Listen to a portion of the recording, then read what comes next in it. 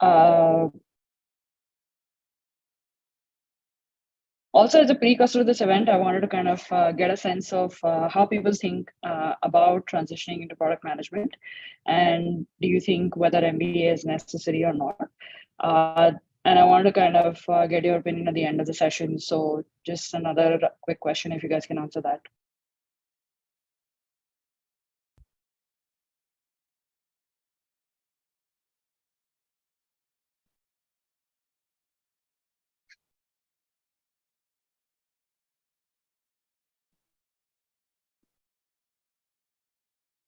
Cool. While you guys answer that question, I wanted to kind of introduce the panel. We are super excited to have Aneet and Heta join us today. Aneet has a very interesting background. He's currently an APM at Dunzo. And before this, he's basically transitioned from marketing into product management. A very interesting journey. Has done product management in several different categories. So super excited to see, to learn a little bit about how he made that transition without going through the MBA route. We have Heta here. Heta is APM at Microsoft, and she almost joined the MBA program.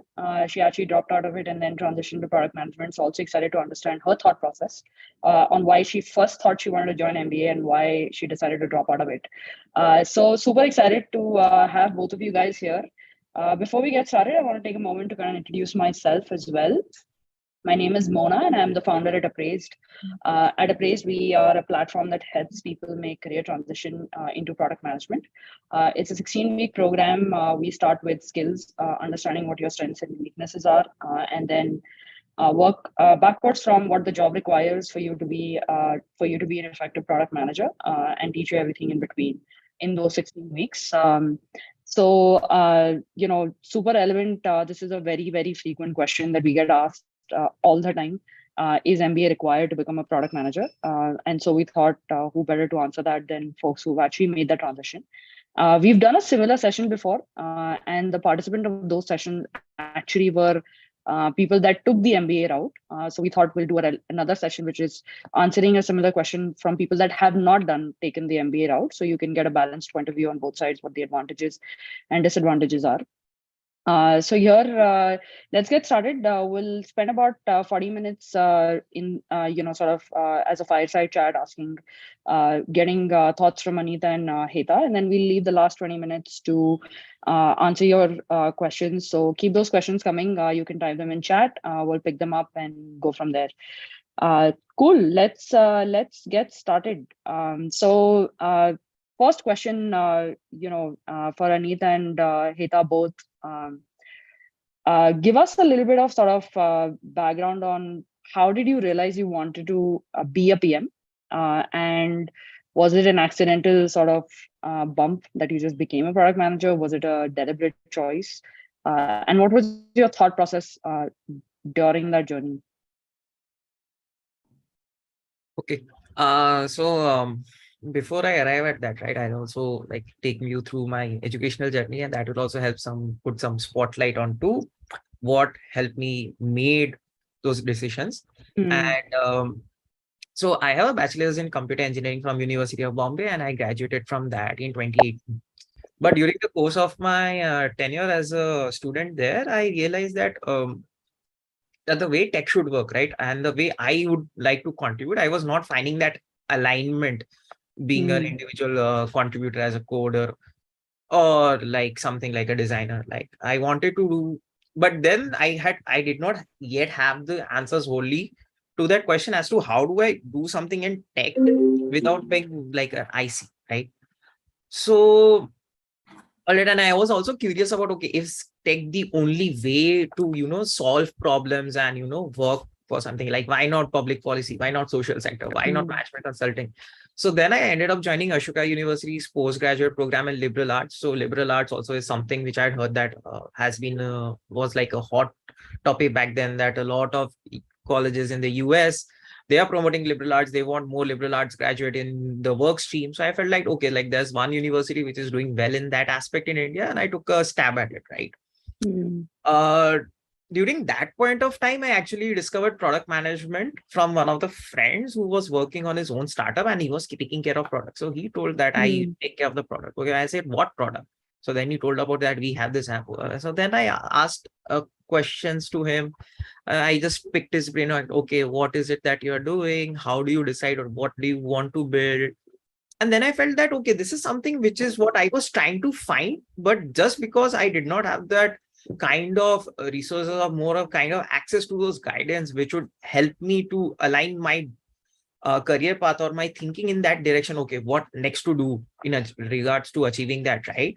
So I felt that, okay, let me, first understand what the job is. Like, there's one person saying that, okay, this is what they do, right? And then I started looking about it, came to know that all the big shot tech CEOs, they were once product managers. So the number one name was Sundar Pichai. He was vice president of product management at Google's key products like Chrome and Android. And I was like, whoa, okay. And then I also came to know about Suzanne Wojcicki. I mean, she became CEO of YouTube, but she's instrumental for Google being an ads facing business, because she was the first product manager for Google Ads and Google AdSense. And then also all these other names in the industry were coming up. They were like product managers. So then I was like, okay, that seems interesting. I think it also showed that signal that, okay, this career path also has a great professional trajectory as well in the world of tech. So, and I was like, okay, I wanted to world in tech. This gives a good signal in terms of the trajectory, and also it's aligning to what I wanted to do, but I never really had the answer. So I would say it's a mix of both serendipity and also conscious decisions that I took to, get into product management, I would say. Nice. What about you, Hita? I think it has been the same for me as well, a mix of both being a conscious decision as well as gradually and accidentally stepping into a PM role. So I think I started my career as an engineer. I come from a computer science background. So I was a software developer, and I used to get this requirements from our BAs, business analyst. It was a service-based company. And they used to really nicely draft on what needs to be built and how it needs to be done. I used to enjoy reading them. That was the first time I got to know about a BA sort of a role. I didn't know about PM role back then at all. That was like 4.5 years ago. That's when, because it was a service company and we had a tough time. There was a time we didn't have any clients at all. And I was bored. So I asked my manager if I can do something of my own in the free time that we had. I said, yeah, why not? I mean, there's no loss. So I started building a product. Initially, I was doing everything, the planning part of it, the documentation part of it, the designing, the development, all of it.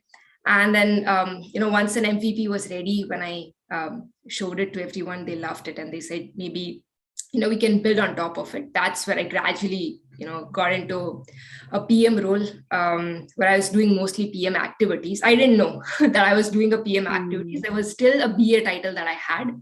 We were still building a product. And I wanted to do it in the best way possible. But in the process, I made a lot of mistakes because there was no guidance on how it can actually be done. 4.5 years ago, there were barely any resources, even on Google, on internet, that you can learn yourself from. That's how the journey has been. After that job, I wanted to switch and go into a PM role, because that's when I realized that this is what I really, really wanted to do. But my title said BA.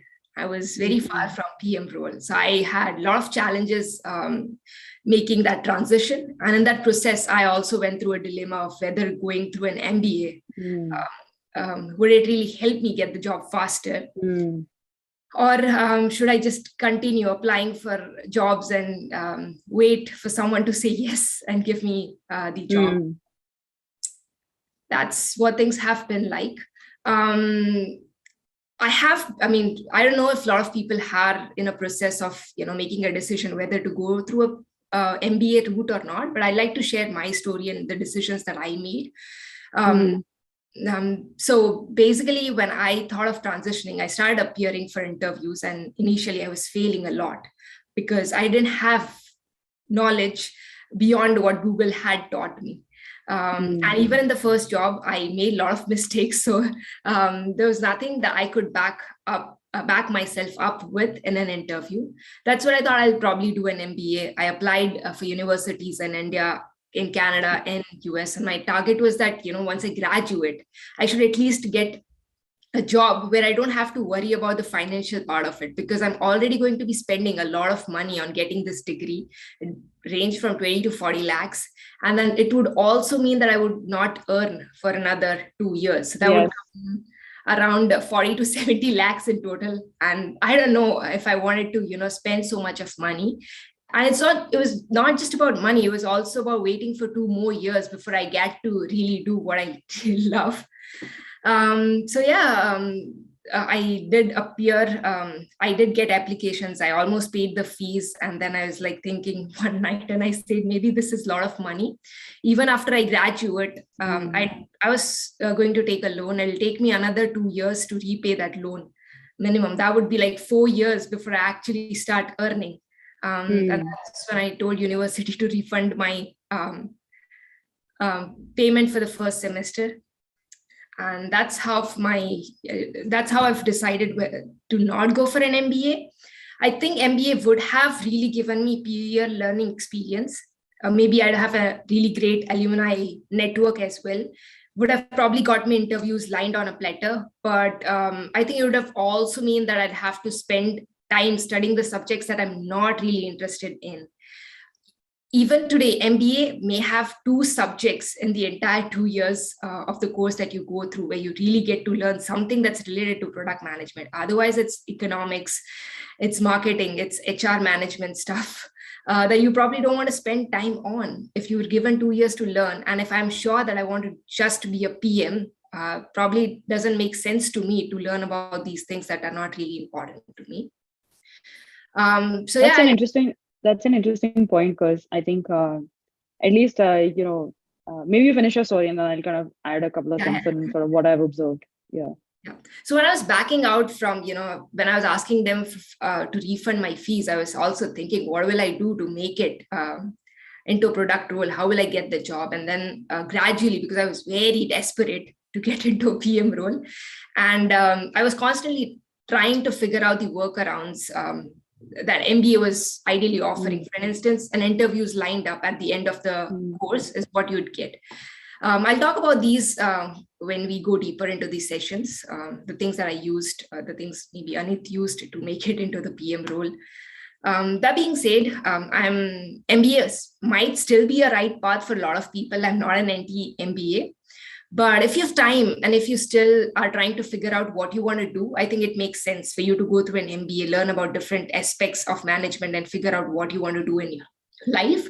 But if you're sure that, you want to do product management, probably MBA might not be a fruitful path to take upon. That's all I have to say. Yeah. So I wanted to kind of harp in a little bit on the point you made about there's obviously an opportunity cost of spending 2 years in the program, because you're not only spending those 2 years, but you're also out of the workforce, right? So you're 2 years away from actually applying anything that you're learning. But then extending that point, I think, which I wanted to kind of had not occurred very obviously to me, because I have never applied for an MBA, but it makes sense now that you say it, which is also in those 2 years, you're learning lots of subjects that may or may not even be things that you are going to apply as a product manager. So not only have you wasted time, but you've also learned things. You wasted time learning things that are not applicable. If you have clarity in your brain that you want to be a product manager, obviously, if that's a whiteboard for you still, it might be worth exploring and learning more general subjects that are broad in breadth, may not be vertical depth, but that gives you an understanding of what else there is outside of product management that you want to explore, right? That's an interesting point. So, you guys have been working as a PM for a while, right? And I think the most fundamental question that I hope, you guys can shed some light on is, what, according to you, does a PM do? Like, what is a day-to-day of a PM? And maybe sort of, if you can talk a little bit about sort of, what is the minimum eligibility criteria to become one, right? When I say that, there's always this, I'll tell you, we talked about 300 to 400 aspirants by every 10, 15 days, right? This is the number of people that come to us and ask these questions. This is also the source of how we decide what events to do so that we can drive value. But the most common question is, if you're an engineer, the question is, do I need an MBA to become a product manager? If you're not an engineer, then the question is, do I need to be an engineer to become a product manager? So the reason I ask you eligibility criteria is maybe related to what you do as a PM. What do you think are the core skills, and what are your benefits being an engineer versus being not an engineer? Being an MBA versus not being an MBA that contribute to those core skills. Does the question make sense? Yeah. And I think I would have a very interesting take on this. So I told you, right, like how my transition has been, right? Like if you look at it, I was also looking at marketing roles at one point of time when I was at Ashoka, but then I found out about this, made a conscious choice, and then I eventually got in. And it's not just, so one might think that just because I have a liberal arts degree and I have a background in engineering, that's why I got in. I don't think that would paint the whole scenario. And I'll tell you why.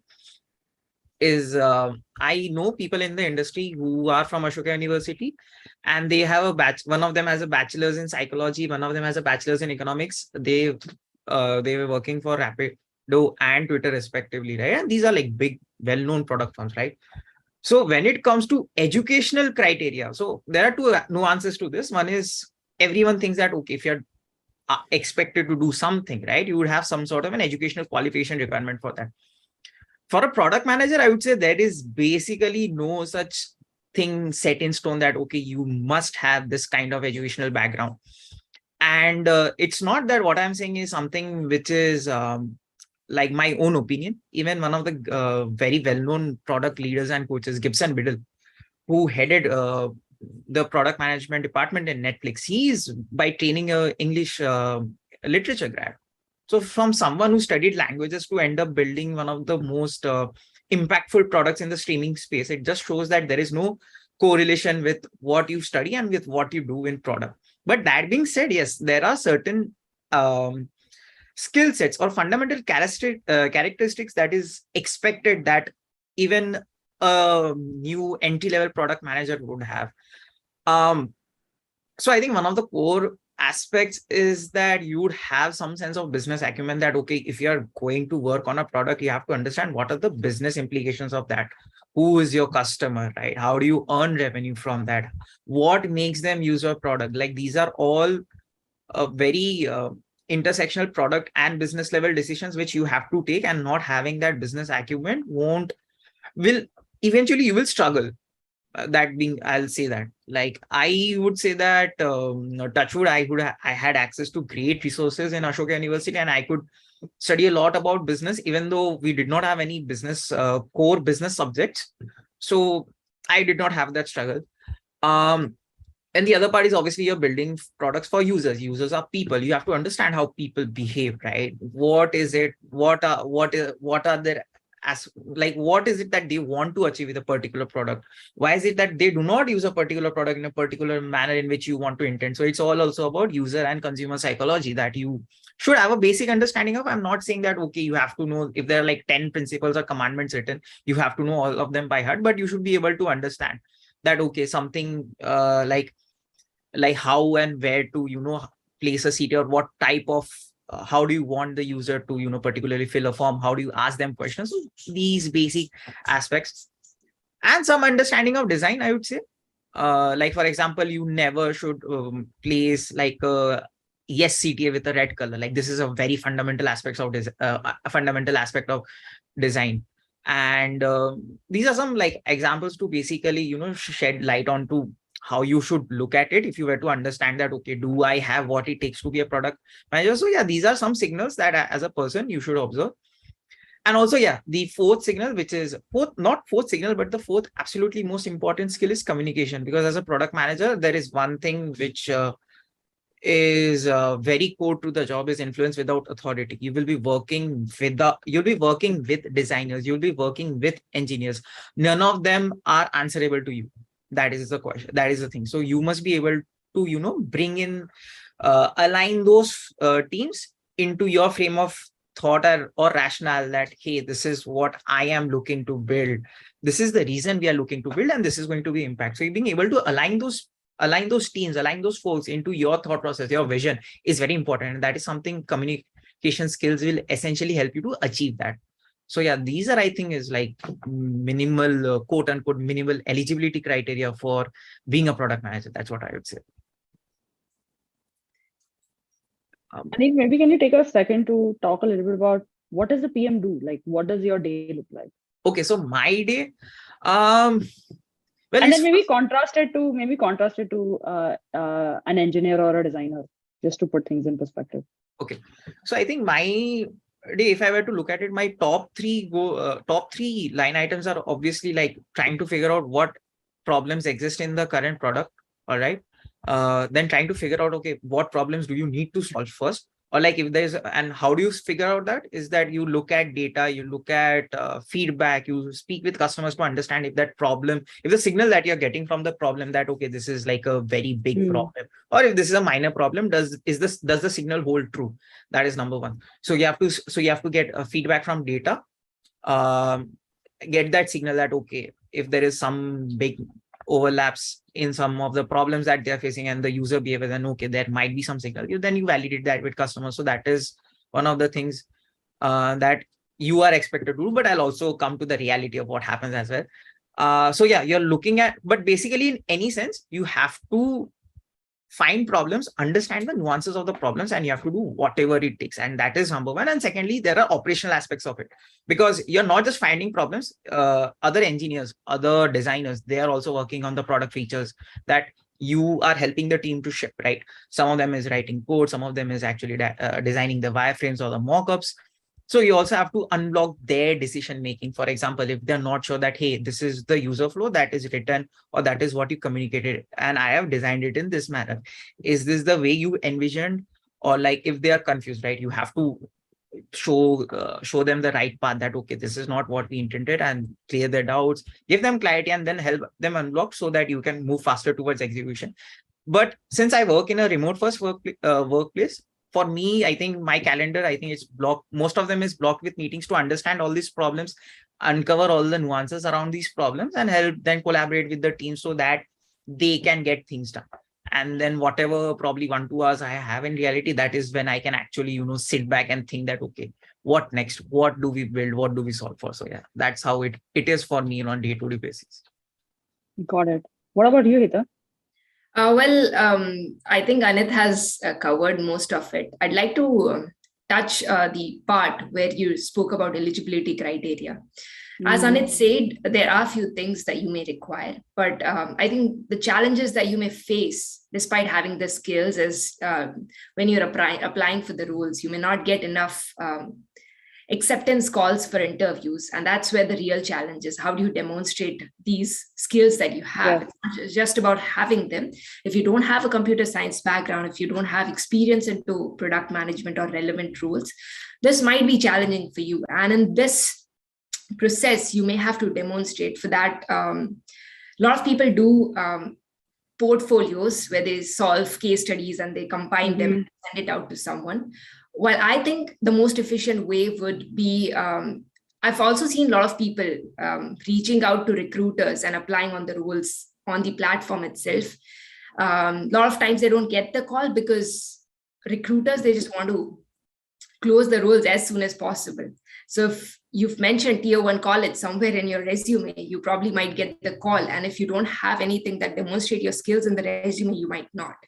I think the easiest way to get an interview schedule is you reach out to a head of product, you study their product, you do a case study on the product or the company that you're applying at, and you send out a documentation. It doesn't have to be long. It doesn't have to be a detailed PRD. We as a PM hate PRDs, no matter how important it is. Nobody wants to read as much details. It could be just 2 pages where you list down the problems, the goals that you want to solve, and how you're going to approach the entire problem on a high-level solution. It could have a high-level paper drawn, pen paper drawn wireframes, but it should make sense. It should be the good enough part of it. Got it. So Heta, I wanted to ask you specifically sort of what do you do as a PM, especially because you work in a larger organization, maybe the org structure has a role to play in what your roles and responsibilities are and what your interfaces are. I wanted to kind of just give people perspective that PM also slightly differs from org to org and the kind of product you're solving. So a B2B product manager will have slightly different day-to-day responsibilities compared to a B2C product manager.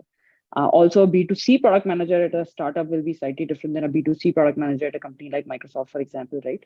So just some thoughts on that would be great. As you rightly said, there is no predefined set of responsibility that works for all the PMs. I think each org and each division, each company might have their own way for a PM to work. For me at Microsoft, my work begins by understanding. So I'm talking about multiple programs running at the same time. I can be at middle of something. I can be at the middle of one feature while I'm starting on to the other. I think it starts from understanding the pain points, listing them down and figuring out how we can solve this. We do multiple customer journeys, design thinking workshops with our design teams. We also include architects into these. There's a heavy solution drafting that happens in the initial part of it. That's for the new features, but when it comes to things that are already in production, we constantly monitor metrics. I check my metrics almost 20 times a day to see if any of it is falling down. If it is, then we plan on backlog items on how we can include them in upcoming sprints, how we can adjust them without affecting a roadmap plan that we did a few months ago. Yeah, that's all. And then there's a heavy work that we do with designers where we talk about each button, each small things that they place. We brainstorm on it very heavily. I'm talking about this in specific is because I've worked for startups as well initially as a product manager. But when it comes to the larger audience, when you're catering to a larger audience, you want to ensure that you are not placing any information on the screen that are not relevant to users. Even if it's relevant for 10%, you probably want to put it somewhere else. Yeah, and then there's a prioritization that happens on business impact versus technical complexity. And then we do demo calls. We interact with technical writers to document things. You want to ensure that the product that you're building is understandable for customers. They have right resources to read it through. Post that, we also work with marketing team on how we can market the new launches, new features that we've done. That's pretty cool. Got it. Understood. So you guys have now kind of worked with several PMs by now, right? In various different capacities. I'm sure some of them had MBAs. And so if you had to think about what is the difference about them as PMs, is there anything that kind of stands out? I feel after a few years of experience into a PM role, it's all the same. But when it comes to the fresh PMs that comes from an MBA experience versus the PMs that come from Google knowledge or the PMs that comes from appraised sort of platforms, I see both of them coming with a structured theoretical knowledge. And when you're approaching a case study, you're trying to approach it in a way that you want to add as many features to it as possible. You want to solve all the customer problems as possible. But when it comes to the real life scenarios, I think initially both of them challenges to figure out the right solution. I think a good PM knows when to limit the scope. That's very important part of it. And I've seen both the PMs that come from MBA background as well as comes from just Google knowledge struggle, but it gets built over the period of time. But when it comes to what additional things that PMs from MBA background has is that they a lot of times get to discuss these case studies with 60 people in their class. I think Appraised also does this now, the peer part of it. Yes. Now there are resources and platforms to do it. But yeah, when you're trying to solve a problem yourself, you have a limited thinking. But when you do it with 60 people, they counter back. And they also have a solution. You may feel like, oh, wow, I never thought of it. Maybe I should have thought of it. So it basically helps you expand your horizons. So that's something that you get. But I think it's good in today's world. There are online forums, Slack channels, Appraised like platform, where you have enough places to do the peer. Got it. I want to ask. Sorry. I have Go a ahead. different take on this. So yeah, obviously, I think in MBA classrooms, right, the way classes work, right, you're studying something, you're given a case to work on it, right? So that pipeline from learning something in theory and then putting it in practice, that is very close. So you learn a lot of it, but it's in a very isolated context. So when I have so what I have seen is that PMs who come with an MBA degree and PMs who come with no MBA degree, right? After a certain point of time, so say two candidates who just joined a company as product managers. One is like your what Hita said, right? All their learning has been from online sources or whatever books you have for product management. The other one comes from a MBA background. So there might be some edge in certain aspects of case building or competitive analysis or understanding, for example, say like, how do we generate revenue? What would be the revenue model, right? This is something which a MBA school really teaches you well, which a person who's joined as a product manager without having the exposure to what these skill set are, they will struggle.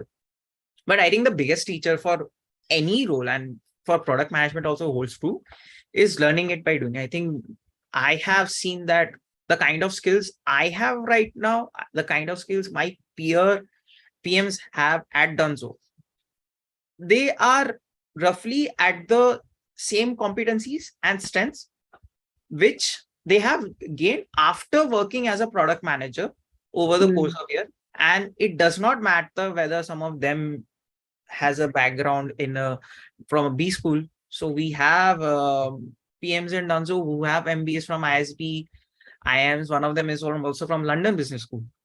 But I think over the course of time that we realize that it does not matter.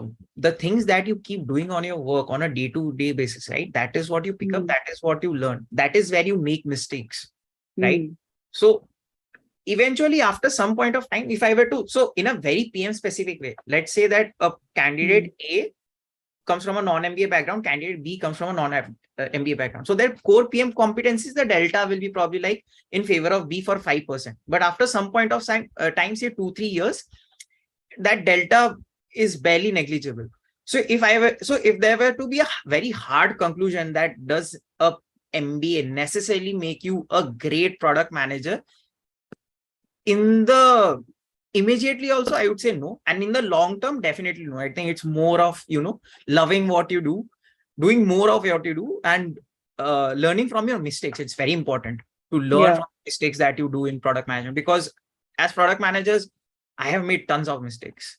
If I look back at myself and right now, I think I would have not reached this stage if I had not made those mistakes. And that's something which no MBA degree can teach you in product management. Absolutely.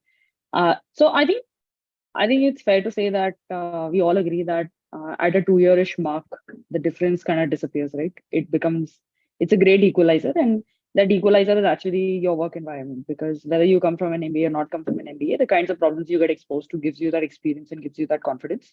And then it kind of life from there on is just the work you have done, not anything before that, right? So the job you get at the 3-year mark is dependent on the work that you've done in the first 3 years versus what degree you have, right? But the question is, how do you become a product manager? Does MBA actually help in the job hunt process? Does it get you more shortlist? Both of you didn't have MBAs. So what was your thought process? And did you have friends that had MBAs? What was the difference between them? Interesting. So I think, I got my first job through campus only. There's a reason for that. I approached the career development office that, hey, I'm interested in product. Can you get product roles? So I applied for that. But I realized that the difficult part is more than the first job from campus. It was the transition later, for me at least. I won't say that everyone might have the same journey. And that was primarily because looking at the interview process, right? Even the process I had in campus was, I would say, far simplistic, because they were like, okay, we were hired as associate product managers. So we did not have a very stringent process as you were looking as the way it would be for an experienced product manager. and also the difficulty of questions and the kind of nuances that you're supposed to incorporate while answering those questions, the way you are answering those questions, that also has a big impact in evaluating. I think in entry level hiring, at least for the org I work, my first organization where I worked was India Mart. It's India's largest B2B marketplace. So there it was more like even the hiring team wanted to find if the person who they're interviewing, they had the signals and they would learn the skills on the job. All right. But after you have learned the skills on the job, how do you demonstrate that in your interviews when you're making that first transition, right? Which would be the case for most of panelists, most of the attendees here, like they are also trying to break into a product management role. And right now, given the market is that there are people who will be first time product manager and there are people who will also be experienced product manager, and they might be fighting for the same seat or candidate given how the market conditions have been. So I think for me, what helped is obviously taking a structured or a planned way of preparing for the interviews and also working on my resume. That was the first aspect. And the second was approaching the job hunt. How do you leverage platforms like LinkedIn? How do you leverage platforms like Naukri.com, IIT, IIM jobs, right? This is something which I learned over the course of time. And also the other thing that really helped is colleagues. I think there was one point of time where there was a month where I'd applied every day for jobs, but I was not getting shortlisted. And then I spoke to someone who was in my company before. He was a colleague before, and then he had switched to a startup. So then I got feedback from them, guidance from them, understood why did they choose why did they do certain things, and why should I be doing those? Understood that rationale and the logic behind it. And when I got the entire picture, I changed my approach. Then I started getting shortlists. Eventually, the first couple of interviews did not go well because it was like, okay, I'm first time, I'm giving like 4-5 rounds of interviews. But then over course of time, it became like second nature. So I think at that point of time, given I had some experience and I also demonstrated that it's not also a factor of experience, also how you can think on feet when you are being interviewed as a product manager, because you can write a lot of things on your resume, but that does not imply that that's what the recruiters think, that does not necessarily imply that you might be adept at doing those in real life. So an interview is basically like what, a simulation of that, right? And so even the interviews went well. So yeah, that's how I switched. But if I were to give detailed answers, I think for people who do not have a product management background, given the fact that I am now also in a team where we also look at product management hiring and understand that, okay, what product managers we want to hire, what kind of product managers we want to hire. If you're someone who does not have experience, right, proof of work is very important. So right now the hiring in our org, at least for Dunzo, I can tell you is that we are looking at product managers who have some sort of experience. So either you have experience by work or you have that experience of thinking of that by proof of work. So that is very important, having that proof of work, having that portfolio that shows intent. It's all about intent when you do not have that experience. So that will help you to transition. So, and that is about transitioning to a role outside of your company. I would still say that best way would be to just speak with your manager, show them that you have interest in working in a product role, and try to find fitment within the company. That is a very common path which a whole lot of PMs have taken at Dunzo, at my previous organizations as well. And I think that is that is the place where one should start before, really looking at transitioning into a product management role at a different role. So that's my take on that. Got it. Heta, you have thoughts on this? Yeah. I was just thinking about what Anit said, and a lot of it is very relevant. I think the first time I transitioned into PM role was just asking my manager to let me be into a PM role and then gradually move out of the company and then continue with it. That's the easiest path. But for the people who do not have experience, the ones who are just graduating as of now, as Anit said, it would really make sense to have a portfolio of your own where you've solved multiple case studies. You've showed and demonstrated your thinking skills, your abilities to solve problems, and more importantly, ability to understand these customer problems that are there. That should be able to get you an interview lined up. Yeah. a lot of times I do understand. I'm just reading the comments that are coming in the chat, and I see a lot of people saying that, some of the job descriptions says that they need MBA from a tier 1 college, and I get it. There are some companies who work like that.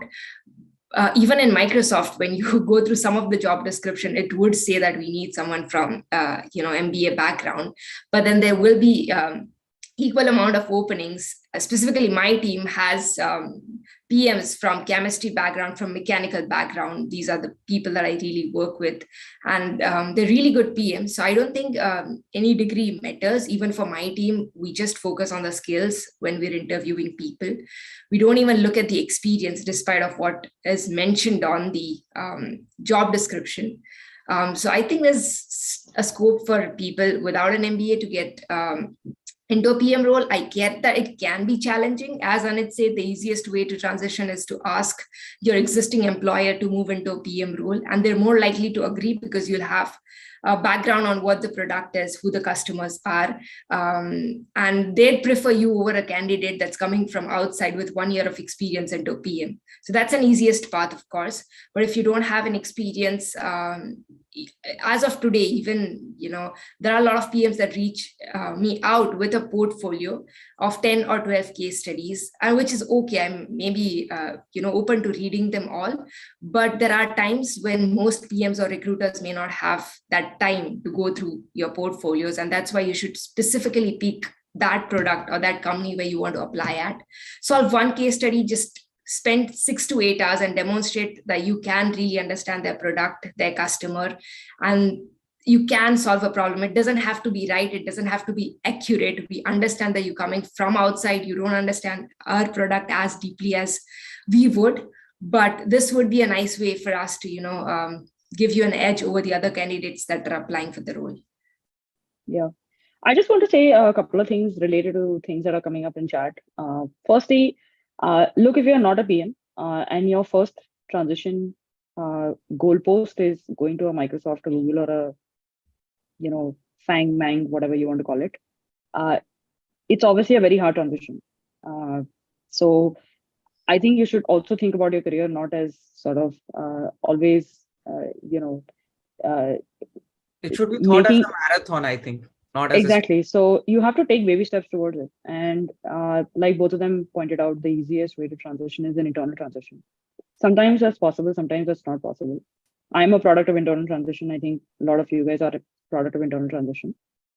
In the case it's not, I think you have to find, in my opinion, something that is relevant to the problem statements you've solved. So it can be a different company with a relevant problem space that you understand the user more deeply about and can have an opinion about how to solve their problems and demonstrate that through articulating it as part of your portfolio, as part of proof of work, whatever that might be. And then the next level of transition can be once you, so first is inside your own company, second is inside similar domain, and third is to a completely different size company, right? You've always worked at a startup and you want to go to a Google, you require a very different mindset and a very different approach to problem solving, which is very, very hard to prove if you don't have any relevant experience. That's why things break. And I don't think having an MBA solves for that either. You may be able to get a foot in the door, but it doesn't translate into an offer because that jump is too large. And there are many people who've made these baby steps along the way that will kind of beat you with that challenge. And that's why the conversion rate is so little for people that are trying to make 10 jumps at once. So I think that's one thing that I want to kind of highlight. And I think the second thing I wanted to highlight from the conversation that you guys pointed out was, I think the shortlisting process, what is very clear is, if you just think about the risk of hiring a bad PM, that risk is very high because one PM determines the productivity of at least 5 to 7 engineers and 2 to 3 designers at the minimum. The ratio is typically 1:10. So companies are sensitive to hiring people that have experience and have learned from their experience rather than making mistakes on that job, right? That's the simple lens of looking at it. And so if you don't have anything relevant on your resume, then you have to find another medium to articulate that you have the capability and you have the skill to be right most of the time, and you are using either data to support your hypothesis, or you have an understanding of that industry or that product or that consumer more deeply than anybody else, and then that's why it's worth taking that chance and that bet on you, right? And if you're, it only takes between, like Hita said, somewhere between 6 to 8 hours or 10 hours to articulate that in the context of the company you're applying to. But most people don't do that, as simple as it may sound. And but they still rely on sending you the most generic resume and the most generic cover pitch, which gets filtered through the ATS because you don't have an MBA. So the conclusion there is, because I didn't have an MBA, I got filtered. But another conclusion can also be you didn't go the extra mile to cover for the fact that you didn't have an MBA, and maybe at that point you would have had a chance. Yeah, So, and that is absolutely true. I would like to share a personal story here. So the first ever transition I made, I actually got that role through a cold email to the CEO. I did not have the contact details of the CEO, but yet I found out, I think it was not the CEO, there was a CTO. I found out. And then I sent him a nicely written cold email saying that this is the kind of experience I had. This is a domain I had worked in. And this is what my this is where I'm based out of, and all the necessary details. And then within I think like 10 days, I had the offer letter because I also did well in the interviews. And I asked at that point of time, they were also not hiring for that role, but just because of the fact that they found that someone had taken up that extra step, that intent, they also found synergies in the kind of product manager they eventually wanted to hire, but also the kind of experience I had. That's why I got that job. So I can understand that a lot of product people want to become product managers, and I would say there's a supply demand mismatch. All right. There's a lot of supply in the job market of people with A, who have experience, and B, who do not have experience, but they want to make it in that product management role. And then there's the demand. So the demand for that has receded now. Not saying that it won't come back, it will, but there will always be a mismatch, at least in context of India, because that's how our job market is, right? So what will be the differentiating factor is obviously the extra steps that you take. And it could be not just in front of just about your portfolio, it's also about how you approach that person, right? And through where you approach, showing that intent matters. I get tons of LinkedIn DMs that, hey, can you refer me to Dunzo? Does Dunzo have any openings? But that is not the way. Like, you are supposed to show intent. What specific problem do you want to solve? As a product manager, I can say one thing. If you are not aligned with the problem statement or the vision of the company that you're looking for, you will not enjoy your time working in that particular company's domain or the product. I'm thoroughly enjoying my time at Dunzo is because of the fact that delivery and transportation as a space was always something which fascinated me. There are so many gaps, there are so many inefficiencies which tech could scale up. Uber was the first example that I saw, and Dunzo is also trying to be like Uber, but for like last mile logistics. So that was the sole reason, like, I wanted to work at Dunzo. Now that I'm working at Dunzo, I'm loving my time here as a product. I'm working on very impactful products in the B2B space. So yeah, but that being said, this would have, if I were to work at a different company even in an entry-level product role, I think it would have been different, because I would probably not be that excited with the scope of the problem statement that I'm solving on right now. So that is also very important to understand, that you're passionate about the problem statement and you're willing to go that extra mile. makes sense. All right, guys, we're going to do a Q&A. I'd love for you guys to give us feedback on the session while we get questions set up. So I think the first question, I think there's been a lot of chatter about tier 1 MBA and how do you get shortlisted at large companies around that. I think Heta had a point about a lot of times we go for tier 1 MBA for several reasons, network ROI, etc. How does an alternative MBA help in this case? Maybe yeah. Sorry, go ahead. Do you want to go? Please go ahead. No, I was just saying that, look, like we mentioned, I think tier 1 MBA, I'll try to kind of synthesize a few points that were made through this conversation. The number one point that Anit had made was about business acumen that is required for every product manager. An MBA provides you an opportunity to learn that in a more structured way. But if you have an alternate path to learning that, that can be through an alternative MBA route. That can be, we do that very aggressively at Appraised. 40-45% of our learning is actually surrounded around how to identify the right problems to solve and how do you prioritize these problems. So there are an alternative MBA opportunities that provide you similar learnings to build that business acumen. Number two is about how do you show proof of work as a way to get shortlisted. This is also something a lot of alternative MBAs provide. Appraise definitely does that uh, very, very deeply. We actually work with industry experts to help you build two PRDs that can showcase really what your product skills are. And I think number three is in terms of the salary bucket. Again, I think companies like Appraised, we work with 300 plus companies, so it doesn't matter. Some of the companies that actually go to tier one MBAs also continue hiring from us. So companies like Dunzo, Swiggy, Cred, Razorpay, they all hired folks from Appraised. So in a lot of ways, an alternative MBA does most of the advantages, provides you with most of the advantages that an MBA provides. It's just a matter of how much clarity do you have on whether you want to, before joining the MBA, if you already know you want to be a PM, maybe an alternative MBA is enough. A company like a product like Appraise that is just focused on product management is enough. But if you don't have that clarity and you want breadth of options before you pick that, then maybe an MBA is a better choice. So I think it's more about that. Heta, you have any additional thoughts on that? No, you've covered it well. That's something that I was going to. Awesome. Cool. I think there's a second question. Somebody asked, and I think this is relevant for a lot of folks, is how should a guy with close to no experience in tech or design has done graduation in management should start their journey towards a PM role? So essentially, maybe we can summarize the question for a lot of other people also, which is if you're in non-tech, you're not an engineer, you're not a designer, you don't have an MBA, how does one begin their journey for a PM role? I guess both of you are engineers, so maybe the question.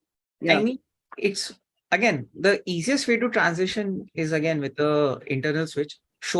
And then you have to first obviously ask your manager that hey, I want to become a product manager. I think that given how I have worked closely with the customers, I worked with this organization and I know how the business functions, I would be able to contribute and then show that intent.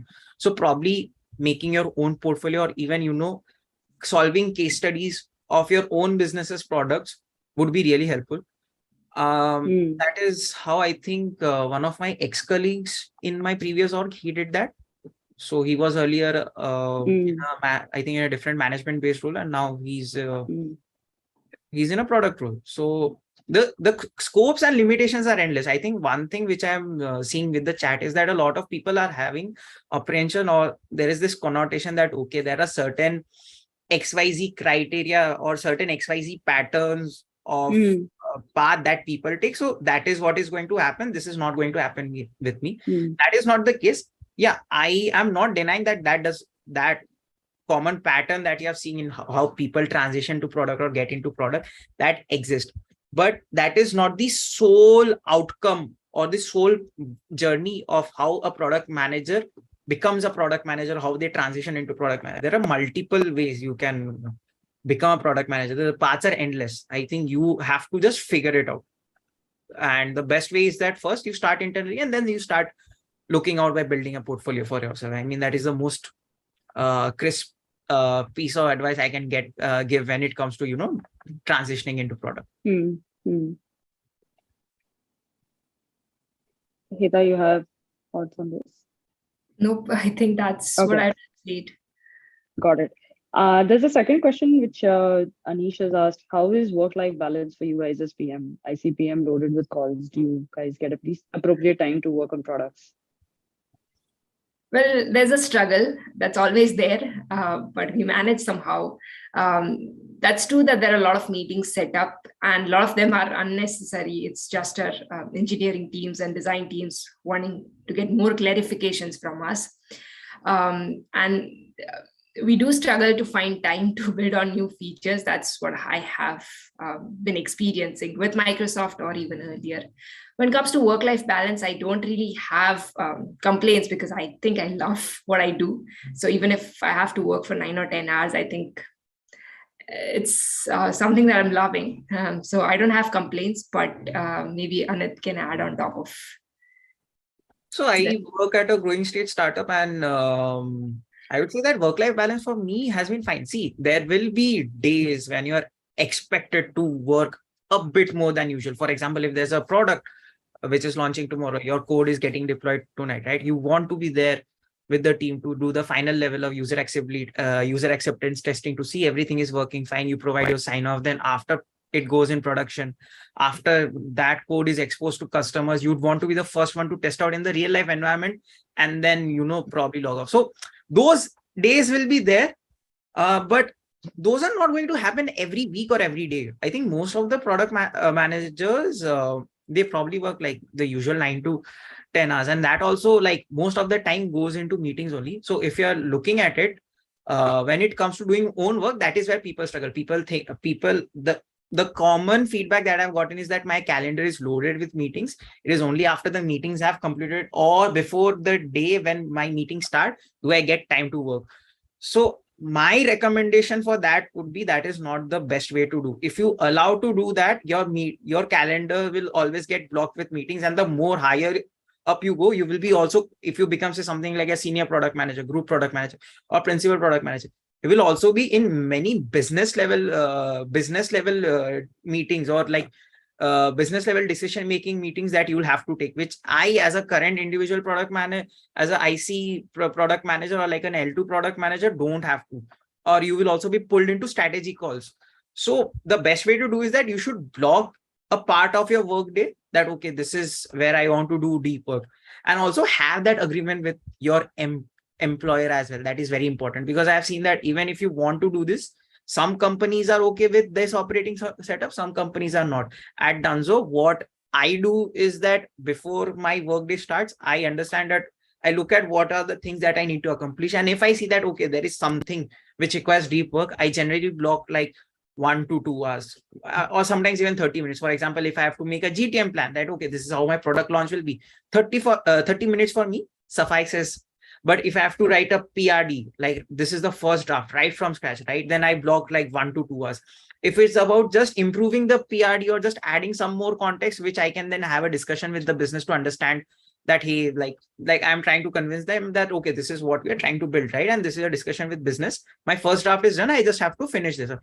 Then I'll probably block like a 30 minutes or 1 hour more to add some data points, add some wireframes. So you have to block this particular time out for yourself in your calendar, especially more so when you're working in a remote based org, because in remote orgs, collaboration happens by the virtue of meetings, and somehow even if it's a 5-minute discussion, your calendar will get blocked inadvertently for like 15 minutes to 30 minutes. So I think it's important that you block some of your time just for your own self when you have to do that.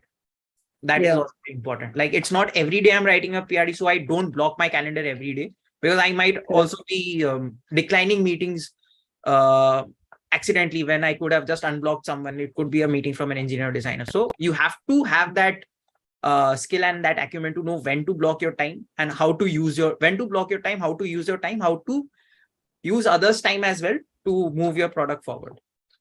Makes sense. There's a bunch of questions on people from very different backgrounds.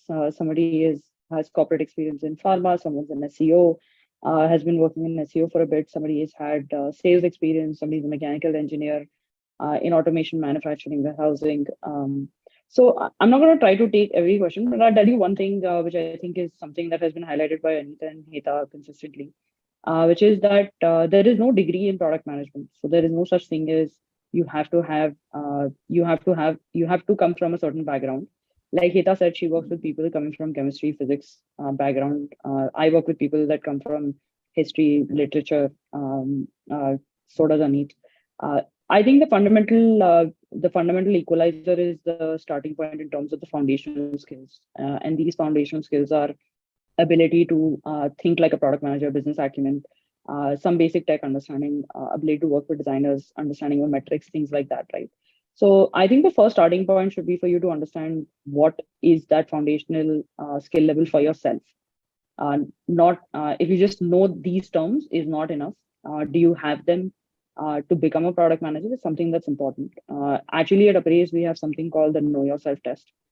It's a free test. You don't have to pay for it. Just take that test. At the end of the test, in 50 minutes, you're going to actually know whether you have the foundational skills to be a product manager. Your background doesn't really matter. If you do have foundational skills, then you can start building on them and get to that transition point. If you don't have those foundational skills, your background is not going to help you. So it's both ways. So I'd say start there. I'm happy to talk a little bit more specific about your background. If you need me to, my email is mona@appraise.co. You can send me an email there. But this is the general principle we follow. When you take the Know Yourself test, we don't ask you what your background you came from. You take the test, you have the foundational skills, you're invited to the program. If you don't have the foundational skills, again, it doesn't matter what background you come from. So even if you are an engineer, you don't have the foundational skills, I don't think you're a good fit to be a PM. So just know that for yourself. You don't have to share it. And it's very contextualized, it's very personalized for you. You are taking the test. Assessment is for you, not for someone else. So that can be the starting point. This recording will be on YouTube. You guys can find it and sort of rewatch it.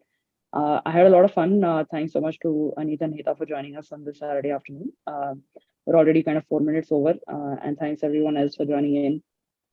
We'll keep this going. Like I said, it will be on YouTube channel. You guys can watch it if you need to reference back to the conversation. But yeah, thanks so much, Aneet. Thanks, Heta, and I really enjoyed the conversation. I hope you guys did too. Thanks, everyone. Likewise. Yeah, thank you for Mona. having us. Thanks a lot. Thanks. Giving Bye. this